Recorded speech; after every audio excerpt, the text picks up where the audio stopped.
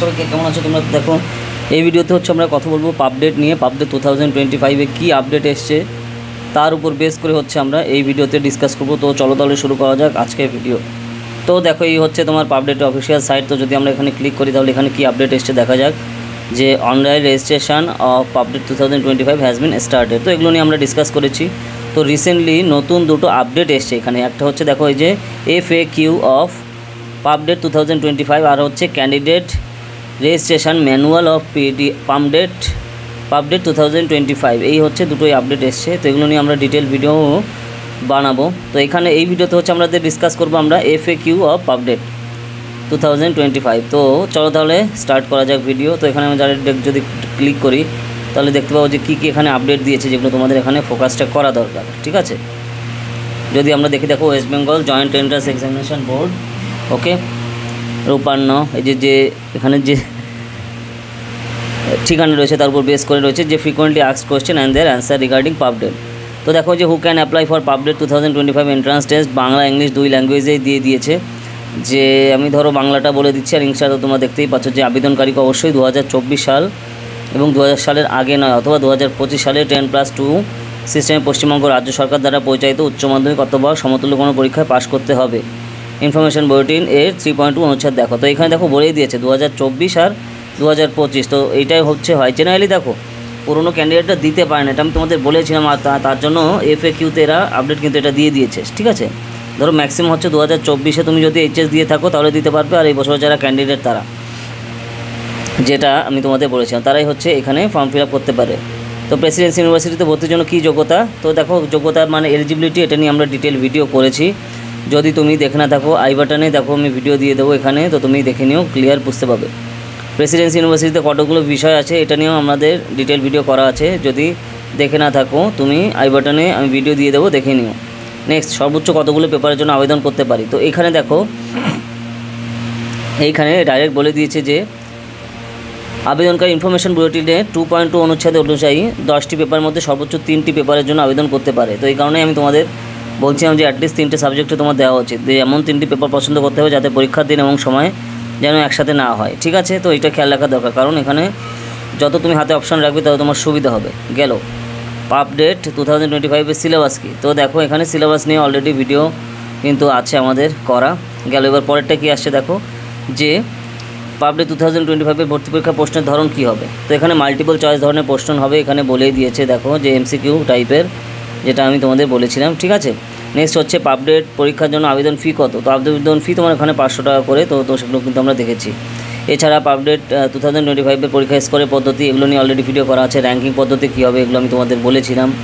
তো তারপরে ফর্ম দেওয়ার পরে কোনো সংশোধন করা যাবে কিনা? হ্যাঁ, সংশোধন করার যে টাইম দিয়ে দিয়েছে তো ওই টাইমে কিন্তু করতে হবে, যেগুলো নিয়ে কিন্তু যে টাইম ডিটেলস সেগুলো ফলো করতে হবে। কিন্তু কিছু কিছু তথ্য এগুলো কিন্তু চেঞ্জ করা যাবে না। তোমরা অনেকে জিজ্ঞেস করেছে যে স্যার আমার বাবার নাম মায়ের নাম ভুল গেছে, তো এগুলো কিন্তু ভুল মানে যদি যাই এখানে আর চেঞ্জ করা যাবে না, ওই ভুলটা দিয়ে কাজ চালাতে হবে। যেমন নাম, তোমার নাম, বাবার নাম, মায়ের নাম, ডোমিসাইল সার্টিফিকেট, বয়স পরিবর্তন করা কিন্তু যাবে না। এটা ফর্ম ফিল আপের সময় যা দিয়েছো ওটাই ফলো করতে হবে। পরেরটা দেখো, যদি আমার মোবাইলে ভর্তি পরীক্ষার আবেদনপত্রে নম্বর না আসে তবে কী করব? তো দেখো আবেদনকারী প্রার্থীর অবশ্যই একটি বৈধ মোবাইল নম্বর থাকবে এবং মোবাইলটি সঙ্গে করে আবেদনপত্র পূরণ করতে হবে। নিরবিচ্ছিন্ন ইন্টারনেট পরিষেবা অবশ্যই থাকতে হবে, তাহলেই আবেদনপত্রের নম্বর SMS মারফত পাওয়া যাবে। ঠিক আছে, আর তা না হলে যে হেল্প ডেস্কে যোগাযোগ করতে হবে। ঠিক আছে, তারপর ধরো ওই যে ফরগেট পাসওয়ার্ড হয়ে গেলে কী করতে হবে? যদি পাসওয়ার্ড ভুলে যায় তাহলে ফরগেট পাসওয়ার্ডে ক্লিক করে নতুন করে কিন্তু ফলো করতে হবে এই লিঙ্ক ব্যবহার করে। নেক্সট আসছে ফরগেট পাসওয়ার্ডের যে লিঙ্ক ব্যবহার করতে হবে, এছাড়া অন্য কোনো উপায় নেই, এরা কিন্তু সিস্টেম বলে দিয়েছে। ঠিক আছে, আর টাইব্রেকিং পদ্ধতি কী, যেগুলো নিয়ে আমরা আগে কিন্তু বলেছি। নেক্সট হচ্ছে পরীক্ষার নিয়মাবলী কী, তো নিয়মাবলী সম্পর্কে আর রেজিস্ট্রেশন পদ্ধতি, তো সেগুলো সম্পর্কে কিন্তু আর ডিটেলস আমাদের ভিডিও করা আছে, সেগুলো দেখে নিও। তো তাহলে কিন্তু তোমার সুবিধা হবে। আর এখানে ধরো তুমি রেজিস্ট্রেশন পদ্ধতির সময় যে অ্যাপ্লিকেশন নাম্বারটা খুব ভালো করে কিন্তু এখানে ফোকাস করতে হবে যাতে ভুল না লিখে ফেলো তুমি। ঠিক আছে, এখানে তো আবার যে আবেদনকারীর ছবি ও স্বাক্ষরের মাপকাঠি কী হবে? তো দেখো আবেদনকারী যে ছবিটি সেটা 10 থেকে 200 KB এর মধ্যে হবে, কিলোবাইটের মধ্যে, এবং স্বাক্ষরটি 4 থেকে 30 KB এর মধ্যে হতে হবে। তো এই যে জিনিসগুলো তোমার এখানে কিন্তু ফোকাস করা দরকার। ঠিক আছে, এক্সামিনেশন জোন পরিবর্তন করা যাবে কি না? তো না, কোনোভাবেই পরিবর্তন করা যাবে না। তো সেই হিসাবে আমাদের এখানে খেয়াল করতে হবে। তারপর কি বলছে দেখো, যে 2019 সালে ক্লাস 12 পাস করেছে, আমি কি ভর্তি বসার যোগ্য? তা অ্যান্সার হচ্ছে না। আবেদনকারী 2024 সালের আগে ক্লাস 12 পাস করলে ভর্তি পরীক্ষা দেওয়ার যোগ্য নয়। এইটা কিন্তু খেয়াল রাখতে হবে। তুমি যদি 2024-এর আগে পাস আউট হও, তুমি কিন্তু এক্সামে বসতে পারবে না। আমি যে বোর্ডে পড়াশোনা করছি তাতে কি আমি পরীক্ষায় বসার যোগ্য? হ্যাঁ, অবশ্যই। যে বোর্ডে তুমি থাকো না কেন, তুমি এখানে দিতে পারবে, কোনো সমস্যা নেই। এরপরে দেখো যেগুলো দেওয়া হচ্ছে, যে কোন তারিখে ডোমিসাইল শংসাপত্র প্রয়োজন। তোমার ওখানে ডোমিসাইল সার্টিফিকেট কীভাবে কী করতে হবে এগুলো নিয়ে ডিটেলস আমরা ভিডিও করেছি, দেখে নাও, চ্যানেলে পেয়ে যাবে। ঠিক আছে। এরপর হচ্ছে পরীক্ষা কেন্দ্র নির্ধারিত হওয়ার পদ্ধতি। পরীক্ষা কেন্দ্র কীভাবে তুমি নির্ধারণ করবে, তোমার ফর্ম ফিল আপের সময় কিন্তু এটা চুজ করতে হবে এবং সেই অনুযায়ী তোমার এখানে ফোকাস করা দরকার। ঠিক আছে। ডোমিসাইল সার্টিফিকেটে কার স্বাক্ষর প্রয়োজন, এটা নিয়েও কিন্তু আমরা ডিটেলে ভিডিও করেছি ডোমিসাইল সার্টিফিকেট নিয়ে। এছাড়া পাবডেটে কোর্সে বিভিন্ন বিষয়ে কতগুলো আসন আছে, কত কটা ভ্যাকান্সি আছে বা সিট রয়েছে, কোন কোন সাবজেক্টে কতগুলো, এটা নিয়ে আমরা ডিটেলে ভিডিও করেছি, তুমি দেখে নাও। তারপর দেখো SC ST PWD আবেদনকারীর জন্য কিন্তু আসন সংরক্ষিত আছে। অ্যান্সার হচ্ছে হ্যাঁ, অবশ্যই আছে। এছাড়া EWS আবেদনকারীদের জন্য কোনো সংরক্ষণ সুবিধা আছে কি? হ্যাঁ, আছে। তাছাড়া বিশেষভাবে অসমর্থ আবেদনকারীরা স্ক্রাইব করতে পারবে কি? তো এটা কিন্তু হ্যাঁ, তারা কিন্তু পারবে। এই জিনিসটা খেয়াল রাখা দরকার। কাস্ট সার্টিফিকেট কোন তারিখে দিতে হবে? তো দেখো, কাস্ট সার্টিফিকেটের শংসাপত্রে কোনো বিশেষ তারিখ প্রয়োজন নেই। এটা হচ্ছে তোমার ধরো অ্যাডমিশনের সময় কিন্তু দরকার হবে। কে স্বাক্ষর করবে এখানে কাস্ট সার্টিফিকেটে? তো ধরো তোমার যদি সার্টিফিকেট থাকে, তোমার সেই হিসাবে কিন্তু ফোকাসটা করা দরকার। এখানে পরপর তুমি পেয়ে যাবে। PWD আবেদনকারীদের জন্য শতকরা কত ভাগ অক্ষমতার পরিমাপ প্রয়োজন? 40 ভাগ। এছাড়া দেখো, PWD আবেদনকারীরা কী কী সুবিধা পাবে। এই একজন আবেদনকারীরা ফি এর উপর ছাড় পাবে, অতিরিক্ত সময় পাবে, স্ক্রাইব বা রিডার ইত্যাদি বিষয়ে তারা কিন্তু সুবিধা পেয়ে যাবে। তো এটা ফোকাস করা রয়েছে। তারপর দেখো, ফটো বা স্বাক্ষর পুনরায় আপলোড করার পর অ্যাডমিন অ্যাপ্রুভাল রিকোয়ার্ড কথাটির মানে কি? তো দেখো, ওই যে সংশোধিত ফটো স্বাক্ষর পুনরায় আপলোড করার পরে বোর্ডের তরফ থেকে অ্যাপ্রুভ করা হয়, যার জন্য 2 থেকে 3 দিন সময় লাগে। আর ওই 2-3 দিন আবেদনকারী লগ ইন করলে অ্যাডমিন অ্যাপ্রুভাল রিকোয়ার্ড দেখতে পায়। তো সেই অনুযায়ী এখানে ফোকাসটা করা দরকার।